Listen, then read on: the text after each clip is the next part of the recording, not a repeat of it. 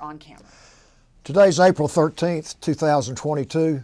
We're at the Atlanta History Center in Atlanta, Georgia. My name is Joe Bruckner. I'm a volunteer at the History Center. And with me is Carrie King, who's also a volunteer at the History Center, and Sue Verhoff, who is the Director of Oral History and Genealogy at the History Center. And we're honored to have with us today Mr. Dominick Fanelli. Correct. Mr. Fanelli is a Vietnam veteran, and he's here to tell his story for the Library of Congress Veterans History Project. Mr. Fanelli, we really appreciate you coming in here today and looking forward to hear about your life and your story. Thank you. Would you give us your full name and the city and state where you live? My name is Dominick Fanelli. I live in Noonan, Georgia. Okay. And when and where were you born? I was born in Queens, New York in 1945. Okay. Tell us a little bit about your upbringing. Well, I grew up in a Catholic Italian family. I lived with my mother, my father, my brother, my uncle, my aunt, my grandmother, and my two cousins. Okay. In the one family house. Well, it was more than one family, but Wow. two family house. Yeah. It was right across the river from New York City. Okay. So, you were actually in the city though? Were you in the city? It was part of the New York City boroughs. There's five okay. boroughs in New York. Yeah. Queens or Astoria is one of them. Okay. Do you remember much about your early life, like the 3, 4, 5, 6 years old, where you had relatives, and whether any of them were in the military that you knew?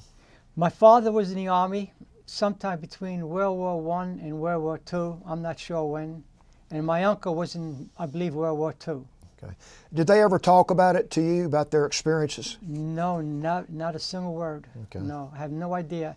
The only way I found out, because my uncle, some records that I saw, and my father, I have no records at all, my father at all. Okay. Tell us about your schooling, high school, whatever. Well, I went to PS 122 in Astoria. Funny, that reminds me, the first day in school, I went to the first grade. And my mother brought me to school. After about 20 minutes, I had to go to the bathroom, and I ran home. My mother brought me back, of course. But that'll stick in my mind forever. I just ran home. I bet your mother told that story to a lot of her friends. I believe so. But the funny part was, I didn't speak any English until I went to school. I only spoke Italian. Well, tell me about that then. Well, everybody in my house was Italian, and my grandmother and my aunt and my father and my mother spoke Italian. So were they born in Italy? My father was born in Italy, and my uncle was. Oh. My mother was born in this country. But they spoke Italian. Yeah. So they spoke Italian to me, and I spoke Italian. So when I went to school, I only spoke a couple of words of English. That's very interesting. So the first day I said, bathroom, and I ran home. That was a good word to learn. Yes. Well, were there other students in your class at that age that only spoke? No, yeah. I was the only one. I grew up in an Italian-German neighborhood, so Yeah. either they were Italians or Germans. Okay. Okay. Well, talk about your memories of your school years. What you remember that you want to put on record, or just anything about your schooling years. Now, I did get roped in being a pitcher for a school team because I was playing outfield and it ran out of pitchers, and they picked me, and I pitched a no-hitter. Good gosh. So they elected me as pitcher of the team, which I didn't want to be. But since I was a better pitcher than the pitchers I had, I got elected. Well, that makes sense. Did you play baseball through high school? No, or? just elementary school. Okay. Until I got to high school. Then it was girls. Okay. Tell us about your high school years. Any memories that you want to be sure get recorded? Not legally. We're just a typical high school year, you know. Went to dances and, you know, meet girls and just have a good time. Yeah. While staying above the law. Yeah.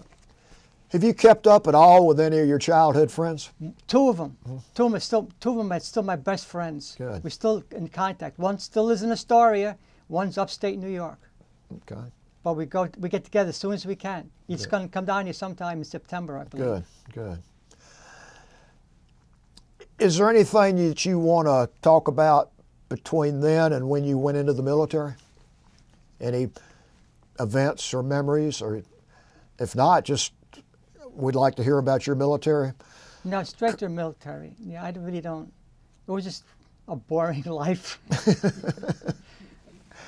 Well, when you went into the Air Force, what was your reason for going into the Air Force? Well, I was 18 years old and the draft age, and nobody wanted to hire me because I was draft age. Mm-hmm. So I went to see the Air Force recruiter, and he said, "Sure, we'll make you an aircraft mechanic." Mm-hmm. So the best for me was in the Air Force. And when was that? 1965. Okay, so it was... No, sorry, 1963. Yeah, and that's when the war in Vietnam was starting to heat up. Yes, it was. Did you keep up with that much at that age? No, I was too young and dumb. Yeah. Okay. Well, talk about your career. Where you started, what kind of training you had, and where you went. Okay, I went to basic training in Lackland Air Force Base. After 3 weeks of basic training, I went to Amarillo for the additional 3 more weeks, mm-hmm. and went for technical training for aircraft maintenance. And they told me I'd become an aircraft mechanic. After I graduated from them, I went to Webb Air Force Base in Texas. They had T-37 trainers and T-38s, okay. And it was a TAC fighter base also. Okay. They had 104s. And I was a crew chief on the T-37. Okay. What were your duties when you got with a unit? Well, my duties was to basically get the trainer ready for the pilots to be trained on for the next flight. Okay. And where was your first assignment? Where did you go after your training? Well, that was it. Webb Air Force Base was my first assignment. Okay. Well, now just tell us about your career, what you did, what you want to be preserved on the record. Okay. The funny part was we had an alert one day at the base I was at, and they came around giving us weapons and told the base was on an attack from some foreign country. And we were guarding the flight line. And some officers came around and told us we'd just been killed by a nuclear explosion. So I wanted to go back to the barracks, and he said, "You can't go back yet, you haven't been relieved." But I'm dead.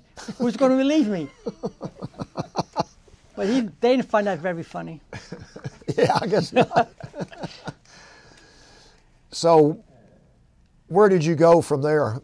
Just anything that you want to talk about that you want your family to hear? Okay, my good friend at that time, he talked me to being volunteering for Vietnam. That was in 1965. Okay. So we volunteered for 90 days.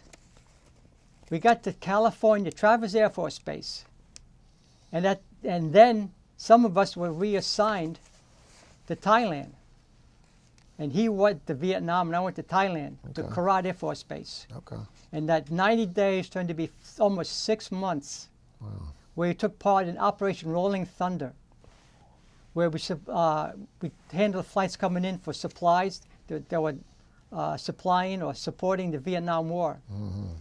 And one night, we were on duty, and one of the sidewinders decided to take off. The plane had been shot up pretty bad that day on a flight over Vietnam. And the sidewinder took off and aimed right at where we were standing. And the only thing that saved us, they hit the jack first. After it hit the jack, the warhead couldn't be armed because you had to go so many feet to be armed. Yeah. And they came around and said, "You were lucky that it hit the jack. If it didn't hit the jack, you'd been dead." Wow. That was my first experience with the war. Yeah. Even though we sent the flights out and they came back with bullet holes, this is the closest I'd been to being shot at. Yeah. Gee whiz.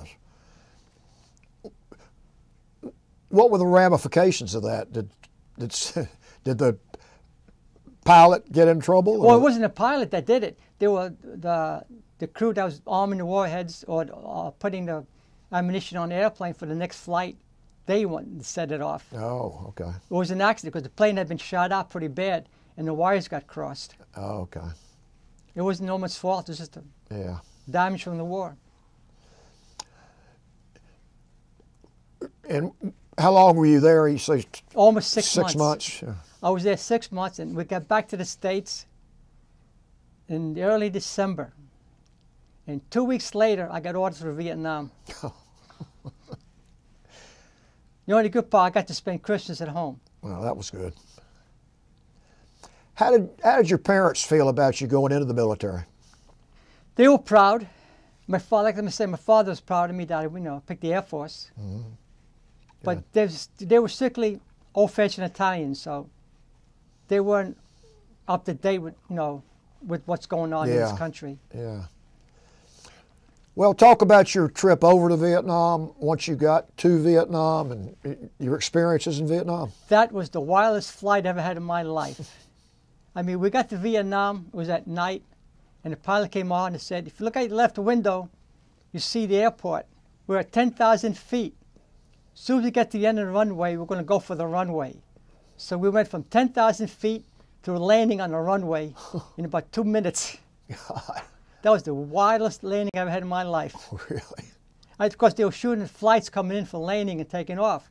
So the only way they could do that is land from 10,000 feet. Yeah. Whew. That was a wild ride. Yeah. What was your first reaction when you went outside the plane, your first step in Vietnam? It was hot, damp, and muggy. And I was just amazed. I just looking around, I couldn't believe I was in a war zone. Yeah. It's, young and the first time I've ever been in a war zone like that. Yeah. Even though I was in Thailand before and, seeing flights leave, but this is my first experience being in a war zone. Yeah. And how long were you there before you went to your unit? Okay, we were there 3 days. And for 3 days, the Viet Cong attacked the base. Oh. So, but then we only could watch because we were in transit and they didn't want to give us any weapons because we were in transit. We weren't assigned to the base. So we could just watch. All I had to do was watch. And that was almost like watching a war movie, but in person. This is the first experience of being in a war zone and the first time seeing actual combat. Wow. It's something you don't forget. You don't forget things like that. Yeah. We were there for 3 days. Wow. And the 4th day we flew out, almost got shot down. Cool. We flew up on a C-47, which is a DC-3, and between 2 mountains, they fired, I don't know what it was, some kind of, whatever it was, but it exploded right outside the window we were sitting at, on the side, on the left-hand side of the airplane. Boy. So you saw a lot of war your first week, pretty much. 4 days. God. Yeah, when we landed in, we went to Cam Ranh Bay. Okay. Yeah. When we landed, we found out the base in Saigon was hit again. This time it was a bigger hit than the first 3 days. So we lucked out. We left when we did. Gosh. So talk about what you did when you went to Cam Ranh. Okay, when I got to Cam Ranh Bay, the first thing I did, I had to dig a foxhole. They said, make sure it's deep enough, because it's your foxhole. So after that, I was the crew chief on the Phantom. Oh. And there was 3 or 4 of us, so it was interesting. I really did enjoy myself there. Talk about the Phantom, because there will be people that might watch this that won't know what the Phantom is. It's the F-4 Phantom. It's obsolete now, but it was a bad airplane. Yeah. And my airplane that I was assigned to got shot up and had to fly to Taiwan, I believe. And I wanted to go, but I got bumped off the flight by a senior airman. And I'm glad I did, because it landed in Taiwan with the gears up, because the gears didn't want to come down. Oh. So I laughed at him.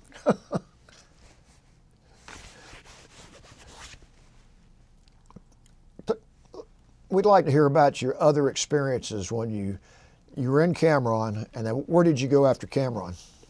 I was there for my tour. Then So you were in Cam Ranh your whole tour? Yes. Oh, okay. Yes, and I got released and went back to Travis Air Force Base. Okay. Then I went home. Describe Cam Ranh Bay. So I know it's on the coast and it's a beautiful beach. It's a peninsula. It's attached to the mainland by one point, and Right now, I look at the base. It's a nice airport. Yeah. It's an international airport with hotels and restaurants. There was nothing there when I was there but tents. Yeah. And it was a PSP runway, which is a metal runway. Okay. Now it's a concrete runway. They have a big terminal. But at that time, it was outhouses and it was a mess. Yeah. Did you get to the beach at all? Yes, that was one good thing. Was the beach had clams. We used to have parties at the beach, but it was on the Army base. Okay. But we used to go there on weekends or our days off and have a beer party and eat clams. That was fun. Yeah, it sounds like it. That was a relief after what you'd been doing all week, I guess. Yes, yes. Most of the time I was on alert duty, which I enjoyed doing. It was 3 days on, 24 hours, and 1 day off. Okay. Describe to us in some detail about what you would do each day. Just, you were on duty. What exactly were you doing? Okay, we make sure the airplane was ready for the crew to take off. Okay. When it came back, we refueled it and give an inspection and change any parts that had to be replaced and get the flight ready for the next flight, the next day. Well, that's a critical responsibility there, isn't it? Yes. I mean, but I enjoyed being in alert duty because then they brought food out to us, which if it had powdered eggs made with sterile milk, which is terrible. But it was nice. We slept in a trailer, which was nice, instead of a tent. What was the morale of most of the troops there? The morale was pretty good. I mean, nobody wanted to really be there, but we were there and we were doing our duty. Was your command structure, were they pretty good commanders as far as you were concerned? You know, treat you right? I thought it was, but we had one AP that didn't believe so and wanted to shoot the base commander. That's not good. No, he did well. He shot through his door with a shotgun, but he didn't hit anyone. What had the base commander done to deserve that? I have no idea. Well, the APs, they did put him through a lot. They had to do 8 duties on the flight line, and then their commander, who happened to be an ex-Marine, wanted them to go out in the field into the jungle and try to hunt down the Viet Cong. Yeah. So after 8 hours on duty, they wanted him to go out in the field and do some hunting. So some of the APs didn't like that. Yeah, I guess not. Now, would this have been like 1960? 66. I was 66, okay. Did you get to go on R&R at all? I went to R&R to Thailand, to Pattaya Beach. Yeah. It was nice. They had a building there. It was just for the airmen. And a pink Jeep. Pink Jeep. A pink Jeep. I don't know why it was pink, but it was pink. Did you go into town when you were there, or what? Most of the time, we went to the bar and to the beach. Okay, that makes sense. It was only 3 days, so it's either the bar or the beach. 2 good choices. Yeah. Were you with any of your comrades when you went on R&R, or did you went individually? No, it was individually, but we all became friends when you were there. there. Yeah. Okay. Any other experiences you want to talk about while you were on R&R? What was your reaction? I mean, when you just saw the area, first time you'd been in Thailand, well, obviously. the second time I was in Thailand. I was in Thailand in '65. Yeah, okay. But were you in the same place? No, this is Pattaya Beach. This is an area south of Bangkok. All right. Where the UN sends their staff for R&R. Okay. Only thing, when I came back with encephalitis. Oh, really? Which is the sleeping disease. Yeah. From mosquito bites. Oh. It put me in a hospital for 3 days. Good gosh.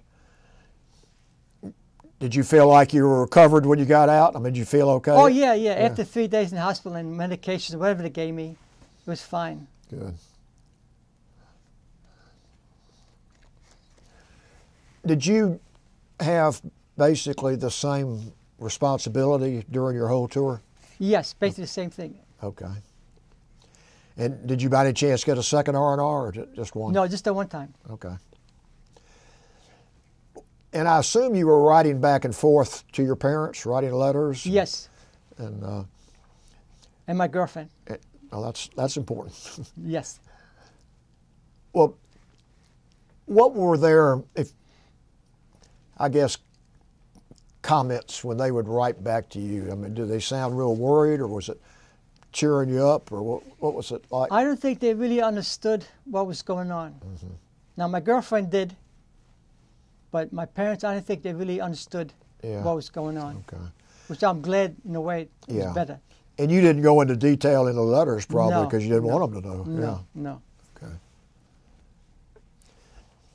Did any of your, say, crewmates, but the men that were on the flight line with you, did they ever get wounded at all? I know you weren't right in the line of fire, but did they ever have any issues like rocket attacks or anything like that? Yes. My friend that talked me into going to Vietnam to begin with for TDY, he went to Vietnam and I never saw him again. And when I went back to my base, he never went back to, so nobody knows what happened to him. So we don't know if he was killed in Vietnam or we have no idea. Wow. But bad part, I don't remember his name. To try to look it up on a wall in Vietnam, but I don't remember his name. Sorry. It's been too long ago. Yeah. So he might have been killed. I don't know. But he never went back to the base in Texas, so he must have been killed. Boy. I was just lucky when they sent me to Thailand instead. Yeah, you were fortunate. What was your unit? What was your unit called? I mean, like the designation? One was 357th.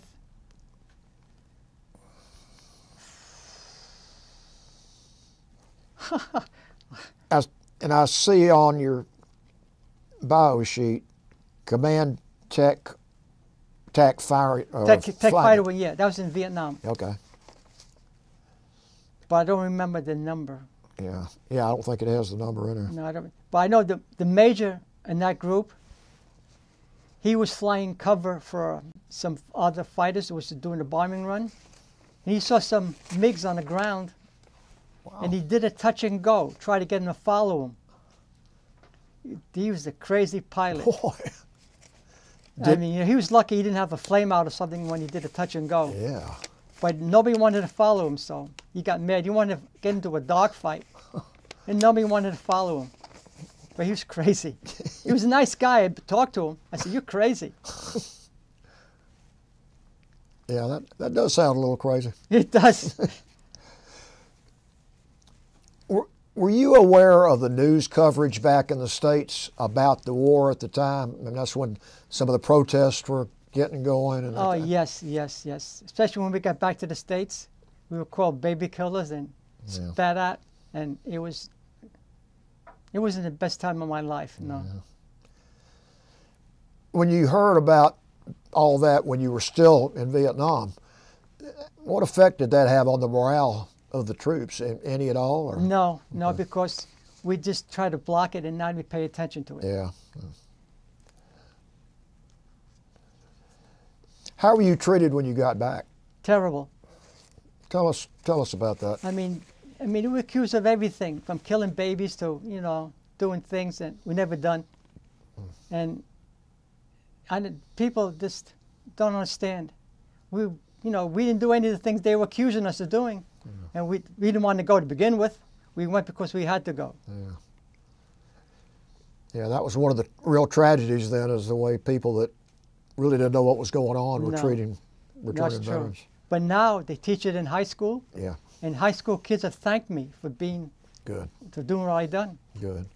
Well, it's got to make you feel good, doesn't it? It does, yes. Especially being on the honor flight with my guardian, Monica. Yeah. And talk about the honor flight, since you. Well, they treated us like Hollywood stars. I mean, we got on a bus in Conyers, Georgia, and we didn't stop until we got to the airport. I mean, they had the police block all the traffic for us. And we got to the airport, we were like stars. I mean, it was tremendous. I'll never forget that flight. And the people I met, my honor group. and it was a day in my life that will never go away. Well, tell us about your guardian. My guardian, Monica, she's my angel. I mean, she is there when I need her. She's there, just being there. I mean, you know, I'm so happy when we get together. We try to meet once a month for lunch. It's almost 4 years now, and we still became a family. And we always will be a family, no matter what. She's my angel, and she'll always be my angel. Well, and I don't believe I've mentioned that Monica is here with us today. And yes. With Monica Kaufman, and she's right here behind me. I want you to ask any questions too when we finish, if you have any. But, you were treated first class up there, weren't you? Yes, yes, we were. I mean, even in Washington, people at the airport had flags and signs, and it was, I mean, it makes enough you want to cry. Yeah, yeah. Well, you deserved it. Thank you. Going back to your service time in Vietnam, I want to be sure you've told us everything that you want recorded here, because you're very modest, but you were in a position where you could have been under fire just like anybody else. Well, we could see the enemy across the bay up in the mountains. There was a mountain on the other side of the bay. Oh. And we could see them up in there, and they'd shell it. The Army would.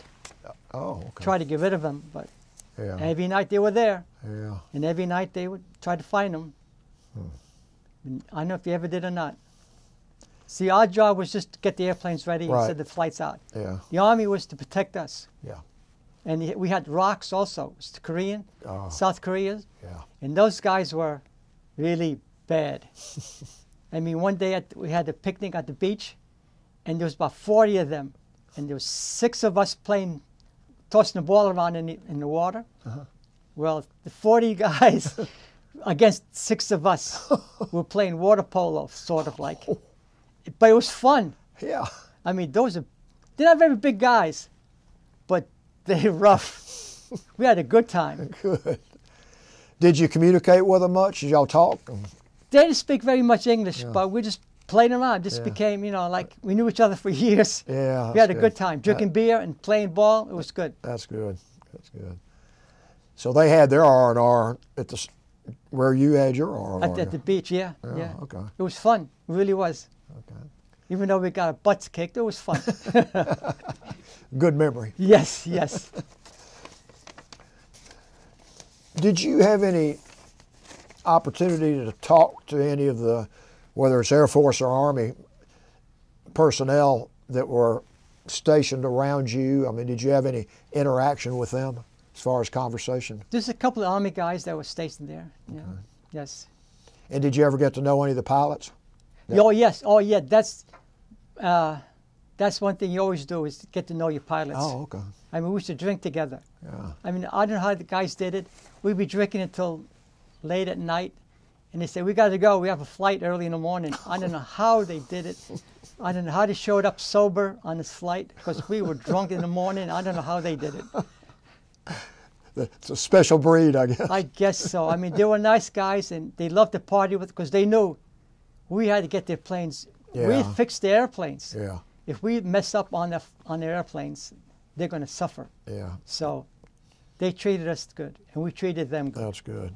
Well, they knew that their survival depended to a certain extent on you. Right, on us, yes. How often did your crew or your group change personnel? That you didn't go over as a unit, so you went over individually. Well, when we got my orders for Vietnam in December, there was like 30 of us that went. Okay. And how many of those were on your ground crew, if any? None. None, okay. We got separated. Yeah. We went to different groups, different what do you call it? Aircraft, Okay. different positions, different places. Okay. But in the same base, but different places. Okay.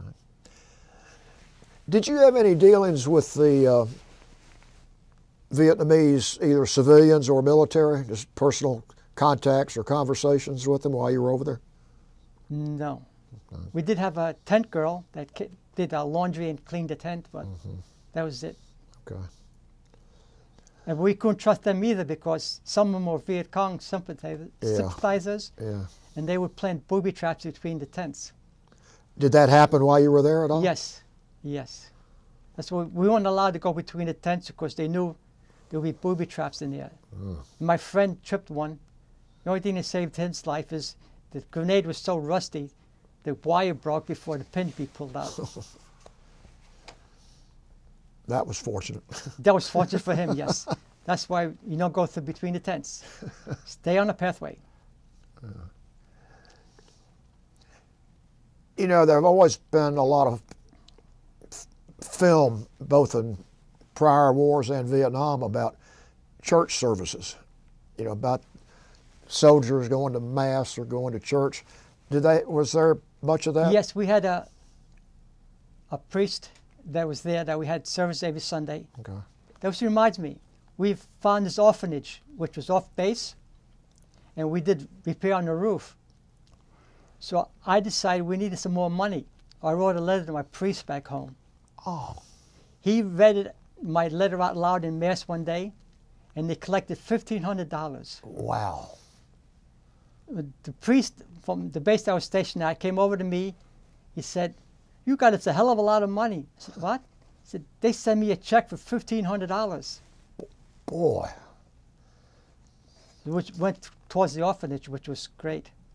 Well, you've got to be proud of that. That was a good accomplishment, yes. That was a good deed. Yes. I mean, they needed it. I mean, those kids, they were suffering. I mean, they didn't have anything. So, did you personally go to the school? Yes. Talk about that, what you observed. They were living in, I mean, they were going through our garbage looking for food. I mean, you know, they had it rough. So we did what we could. We bought some food, whatever we could bring, and, you know, whatever we could do to help them out. Yeah. Well, that really had to make you feel good. It was. I mean, you know, yes, it does. Yeah. Over there fighting the war, but you're helping people. Yes, outside the war. I mean, they weren't fighting us. They was trying to survive. Yeah. Well. So when did you leave Vietnam to come back to the States? I left Vietnam August 1966. Okay. And what was your feeling, just I guess your emotions, your feeling and attitude as you were about to leave? Say that last week, you know, you were getting back.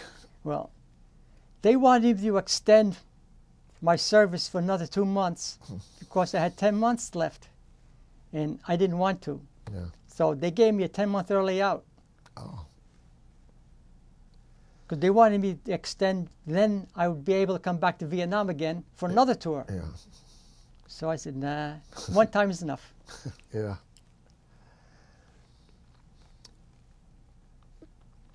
Talk about your flight back. Everybody was going back, so that must have been a fairly upbeat flight. It was funny part was I sat next to a major when I got into Saigon, and when we landed in the Philippines the first time, they sent a bus and a jeep. The bus is for the enlisted, and the jeep was for the officers. There was only one officer, the major. So I wanted to get on the bus, and he said, "No, you're with me." Huh. So we got on the jeep. Coming back to the flight, the bus is there again and the jeep. And I wanted to get in the bus, and the officer said, "Nope, you're with me." And the second lieutenant came over us. He wanted me to get on the bus, and the major told him, "Lieutenant, you get on the bus." He got mad and went on the bus. We landed in another stop, Taiwan. I forgot where it was, Okinawa. I don't remember. Well, a bus and a jeep came out again, and I wanted to get on the bus, and the major said, "What did I tell you, Airman? You're with me." Boy. And the lieutenant came over to me and told me to get on the bus. And the major said, "Lieutenant, I told you, you get on the bus." Well, he turned red. I mean, I never seen a lieutenant get so mad. Well, he got on the bus, coming back, same thing. I wanted to get on the bus, and the major looked at me and said, And the lieutenant came over to me and went, and didn't say a word. He got on the bus. That was funny. I'll never forget that. I get the best of a second lieutenant. Well, that major is a good leader, isn't he? Yes, he was. I mean, no. He said, this man came from a combat zone. You'll push some pencils somewhere. You get on the bus. And the lieutenant didn't like that at all. That's so good. It was good. It was great. What was the flight home like? Was everybody happy and Everybody, cheering? what's funny part is they were serving whole milk, real milk. Everybody wanted a glass of milk. And the flight attendant came out and said, doesn't anybody want a drink? We don't have any more milk left.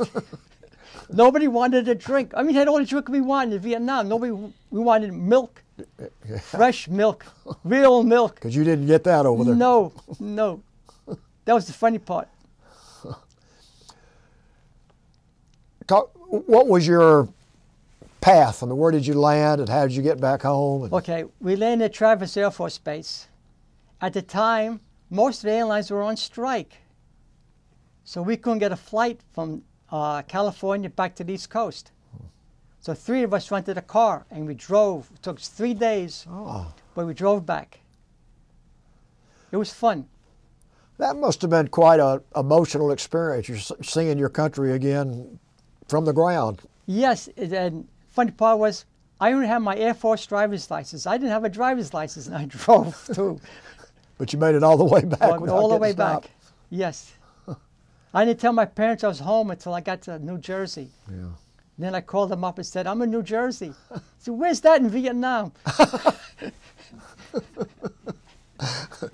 What was their reaction when you said, oh no, I'm in New Jersey, USA? I mean, they were shocked. They're happy and shocked. But that was funny. Where in Vietnam is New Jersey? That's good. Well, when you got back, you were out of the Air Force, right? Yes. And I assume you got together with some of your buddies or some friends and family. And did they all want to hear about what you did over in Vietnam, or were they curious? No. I mean, no, they did ask, what did you do? But they weren't, that curious. Yeah. Because they knew that it wasn't a good place to be to begin with. Yeah. And my parents really didn't understand what was going on. Yeah. How about your girlfriend? She understood. Now she's my wife. Well, congratulations. Thank you. Almost 54 years. That's a love story, isn't it? Could be. Yeah. One day we'll get legal married. No, I'm kidding. Oh, okay. I was going to say, wow, what a guy. What did you do after you got back? Well, I got a job with Pan American World Airways. Oh. I was there for 25 years. They stopped flying. Wow. Then I went to Lockheed in California. Oh. Then I went to Lockheed in Arizona. Gosh. Where I get to work on the King of Jordan's airplane. Really? I met the King of Jordan. Wow. Yeah, the DC-10, which we converted. It was nice. Yeah, I'd like to hear about what it looked like inside. It was. It had a gold plaque on the wall, about 2 inches thick, and 3 feet long. Solid gold. Yeah. And the guy who put the carpeting down said, "You can't afford the carpeting in this airplane. Just the carpeting alone." It was nice. I mean, it had everything the President of the United States plane has. Gosh. It was really a nice airplane. I mean, it was nice. It had a bulletproof floor. I mean, it was. Boy. It really was a nice airplane. I can imagine what it cost to fix it. Yeah. But he's a nice guy. Yeah, I want to hear about your... King of Jordan. I mean, he was... They don't talk to the king. He's the King of Jordan. Don't talk to him. But he wanted to talk to everybody. So everybody talked to him. Oh. He was a nice guy. He died since then. I don't know why he died of. But he was a nice guy. Well, that's quite an experience for you to get to do that. Meet the King of Jordan? Yeah. It was nice, yeah. And where did you go from there, or did you stay there for a while? From there, I went to North Carolina. Okay. Another repair station. Then South Carolina. Then I got a job with Northwest. And I retired. Okay. So you got to see the country pretty much in your profession. One way or the other, yes. One way or the other, yeah. It was nice. I mean, got to work at different places, meet different people. It was interesting. That's good. I enjoy working on airplanes. I really did. Well, you must really have been good at it to get jobs with those companies. Now, those are big-time companies. Yeah, I mean, 25 years to begin with working for Pan Am gave me a lot of experience, and then working on different airplanes, DC-10s and DC-9s and 747s and Airbuses, and I learned a lot. Yeah. Well, I guess you probably made some good friends in every one of those places you worked, didn't you? Yes, some good friends, some bad friends. But I learned a lot. Good. Met a lot of good people, went to a lot of places. Thanks to Pan Am, I went to everywhere. Good. Hawaii, Japan. I mean, Pan Am flew everywhere. We got to fly everywhere. It was fun. Good. So, when did you retire? Well, I hurt my back. I had to go to early retirement. Oh, okay. I was on disability for a couple of years, and then when I was 66, I went on full-time Social Security. Okay. And when did you move to Georgia? We moved to Georgia in 1997. Okay. And started with Northwest Airlines. Okay. And we're now moving again. This is it. We're stuck. We're a damn Yankee. We're going to be here forever. Good. You're not alone. Do you still have family up in New York? No, just cousins. My brother's in Denver, Colorado. My nephew's in Florida. Okay. I mean, I had people, different states. Gosh. No one in New York, but a couple of cousins. Wow. Do you ever get together much with other Vietnam veterans? I mean, obviously the honor flight, but just friends that were in Vietnam and. No, because they were scattered in different states. Most of them, there aren't too many that I know in Georgia. Yeah, okay. I mean, I do meet, people, and we talk in the parking lot or inside Kroger's or wherever we meet. We'll talk and just where you're from, where you're stationed and how long. But other than that, there's no one I knew in the Air Force in Vietnam are here. Okay. I want to back up a minute and ask you one more thing about your responsibilities in Vietnam. When a flight would come back that had a mechanical problem, did you work on that? I mean, like a flight lands and they had some kind of mechanical problem, they're still flying. What was the routine after they landed? Because they don't want to send them back up like that. Right, yeah, well, yeah, we did an inspection and replaced whatever part had to be replaced or repaired. They had a crew that did the sheet metal work. If there was bullet holes, they would patch the bullet holes. And we replaced either the hydraulic lines or whatever had to be replaced. So what you went into civilian life, there probably wasn't much that they asked you to do that you couldn't do. Except for bullet holes, yes. Yeah, except the bullet holes, yeah, that's true. That's good.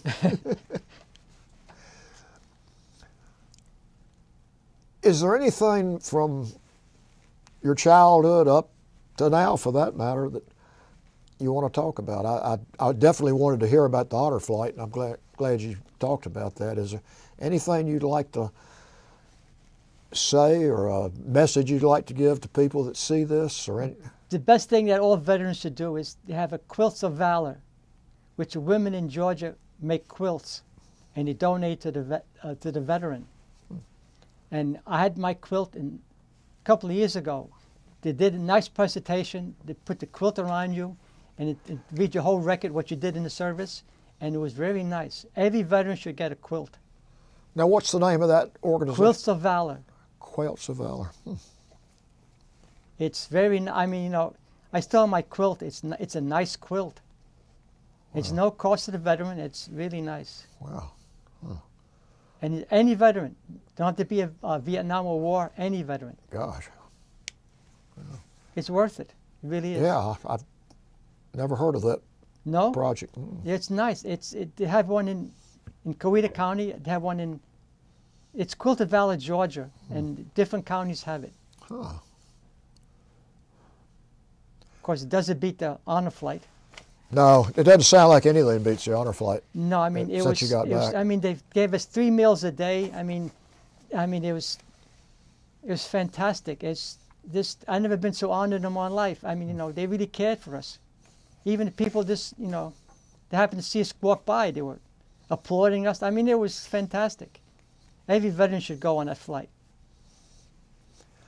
Well, it was well deserved by you and all the others. Well, even the Korean War and the World War II flight were on, you know, yeah, went on that flight, and they deserved it more than we do.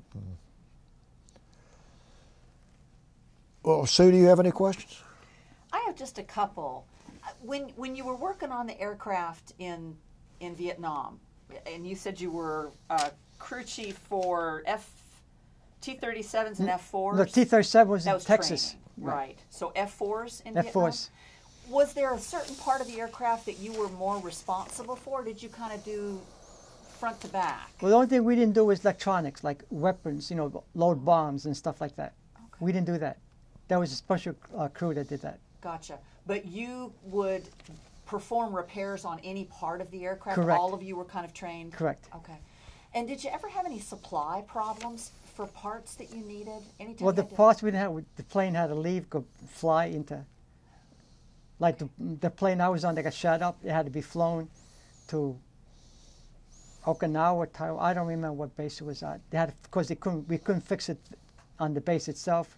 We didn't have the parts, so they had to fly it for repairs. Gotcha. So no need to try to make do. They would find some place to send it. Right. There's no make do. Either fix it or it was sent out to be repaired. Okay, great. Kerry, you have any questions? Yeah, I do. Just a few clarifications.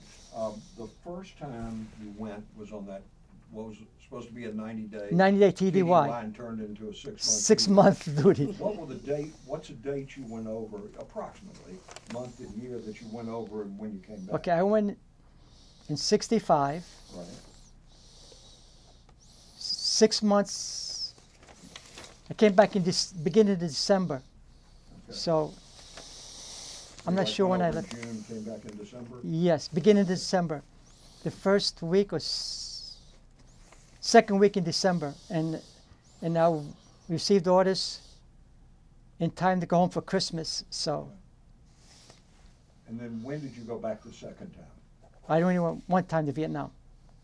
I thought, that's Thailand. Vietnam. Yeah, Thailand. But you went to Thailand once. on 65, Yeah. 90 days, 6 months. Uh-huh. And then when I get back in December, I got orders for Vietnam. And when I went to Vietnam in January 1st, What year? 66. 66, okay. Just to clarify for people that don't understand Okay. how we military people talk, when you say it was a bad airplane, you mean it was a great airplane? You mean it was a good airplane? not Yes, when yes. you say bad, you mean bad as in mean and As tough. mean and tough, Right. yes. And AP stands for Air Patrol, Air Police. Air Police. Yeah, I just wanted to clarify that for the record. Okay. The friend, I was interested when you talked about your friend that never returned. Did you ever check with the Air Force Department or anything to see? I tried with the base, on the Yeah. base in Texas, but they didn't hear anything. Yeah. So people I checked with didn't know what happened to him. I checked my commander and no one heard. Okay, so, and you never later on checked with Department of Air Force to see? if No, it I was forgot his name. Oh, okay. I couldn't remember his name. That was the problem. I couldn't remember his name. Okay, well, thank you. That was just a couple of Okay.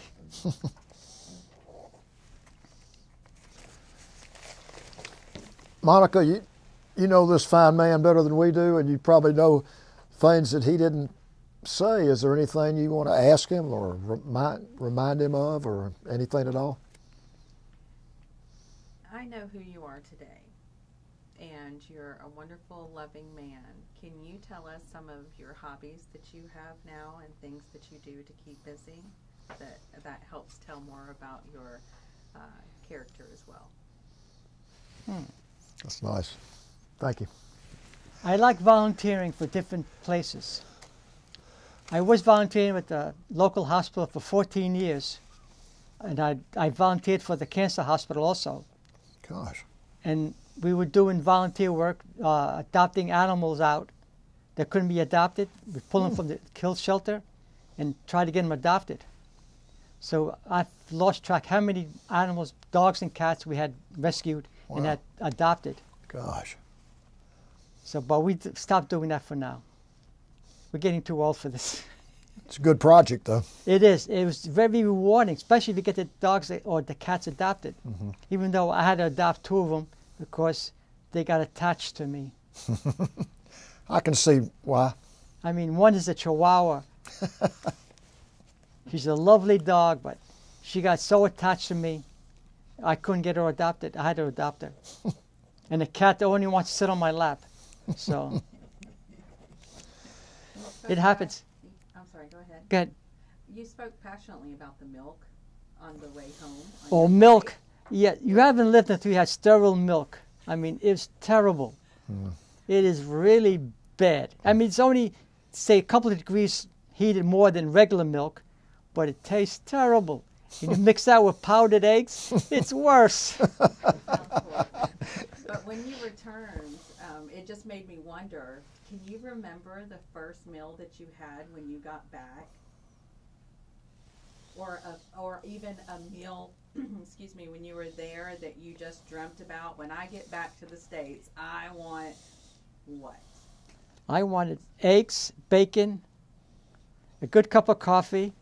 I mean, you hadn't had coffee until some cook gets a big pot, boil the water, pour the coffee grinds in there, and then scoop up the coffee. You haven't had coffee until you had that kind of coffee. Amen. Amen to that. Oh, it's great coffee. It's the best coffee in the world. That is coffee to stare your head on that. The second best coffee is when you wash your boots in the pot and then dump the coffee in. Oh my goodness. Well, I can't tell you how much we appreciate you coming in here. I know we're all impressed, number one, with what you've done to help people and animals. I mean, what you did with the school kids in Vietnam. I mean, helping people, it's really, I enjoy doing. Good. It's something I enjoy that you don't have to do. I like doing it. Well, that says a lot for you. I mean, that means you're a giving person. I try. I mean, you know, it's nice to be nice to people. It doesn't hurt. I agree. I agree. It doesn't hurt. Makes you feel good. It makes you feel good. Yes. Well, what you did with animals. I mean, you saved a lot of animals' lives and probably made people happy. Oh, yeah. Some animals are better than people. Yeah. I mean, and, you know, another thing that I think has impressed us all is the fact that you didn't even speak English. You went to grammar school and you were in there with... I went to the first... I didn't go to kindergarten because of my age. Yeah. They sent me to first grade, not speaking English. Yeah, I mean, that's a challenge. A lot of kids that age wouldn't have been able to handle that. So. And of course, we want to thank you for your military service. You're welcome. I mean, you obviously were very good at what you did. I mean, you were in 30 and a half years, or not 30, what, how 25. 25, yeah. I mean, I started as a cleaner, Okay. became a lead mechanic, then I became a supervisor. Well, I thought I was going to retire there, but never know what's going to happen. No, and you were responsible for a lot of pilots making it back. Yes. So you sure got to feel good about that. Obviously got a wonderful marriage. So Almost 54 years. Yeah, that's great. So it was just, again, a real honor for us to meet you. I can tell you're a modest person. You don't brag No, about I don't anything brag at all. No. Except I brag about Monica. Well, I can understand why. Well, thank you again so much. You're welcome. And thank you for your service. You're welcome. Thank you. for your service. Thank you. Welcome home. Thank you. Welcome home. Thank you, and welcome home. That was really good.